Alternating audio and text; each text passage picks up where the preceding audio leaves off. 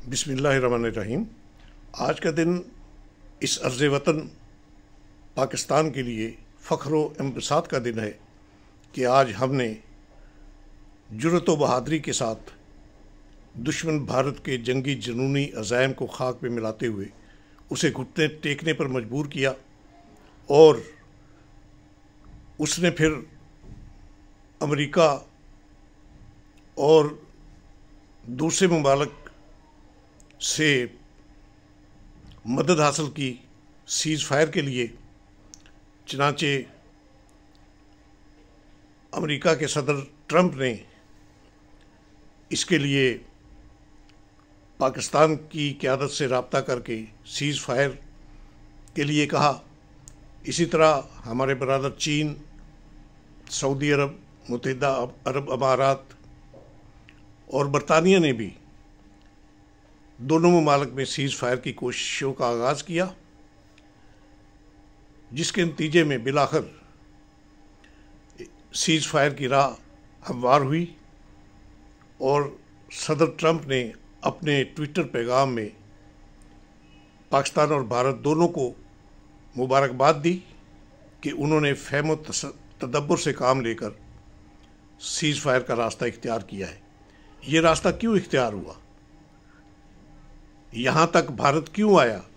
वो भारत जो कल तक बड़के लगा रहा था और उसका मीडिया जो है वो अपने झूठ का सहारा लेकर पाकिस्तान की तबाही के नक्शे दिखा रहा था, वो यकायक क्यों सीज़ फायर की राह पर आया, जबकि उसने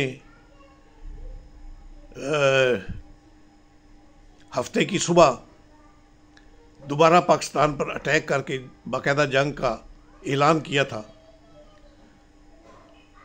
तो उसे वापसी का रास्ता इसलिए इख्तियार करना पड़ा कि पाकिस्तान की सियासी और अस्करी क़यादतों ने अपने पहले से ऐलान करदा पैगाम के मुताबिक पाकिस्तान की जारहियत के जवाब में उसे भी ऐसा मस्कत और अटल जवाब दिया,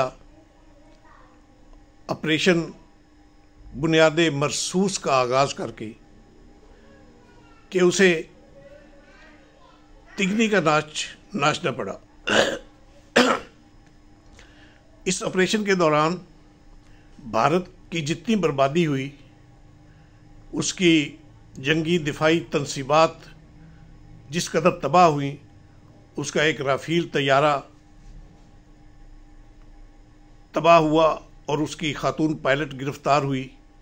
इसी तरह पाकिस्तान ने भारत पर साइबर हमला भी किया, जो इतना मुअस्सर साबित हुआ कि इंडिया के तकरीबन 70% इलाका जो है वो तारीकी में डूब गया, उसके जो ग्रिड हैं वो नाकारा हो गए।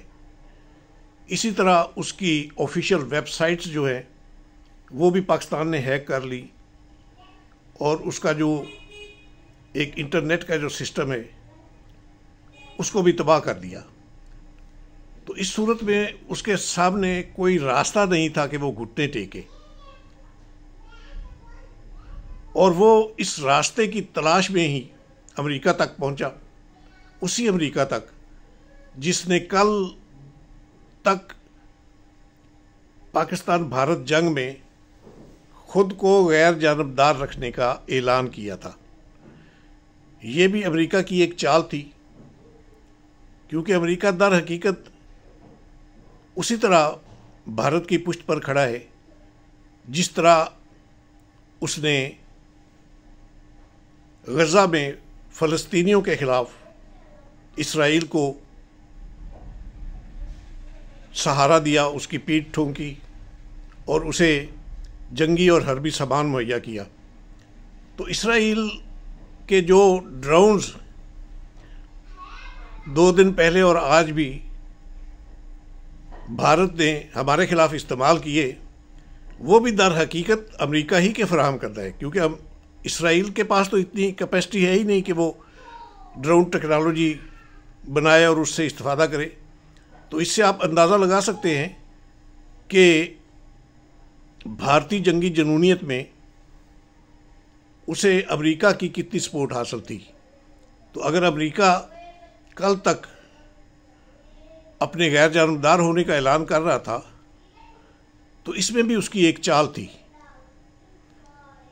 वो दर हकीकत पाकिस्तान को, उसकी सलाहियतों को आजमाना चाहता था, भारत भी और अमेरिका भी।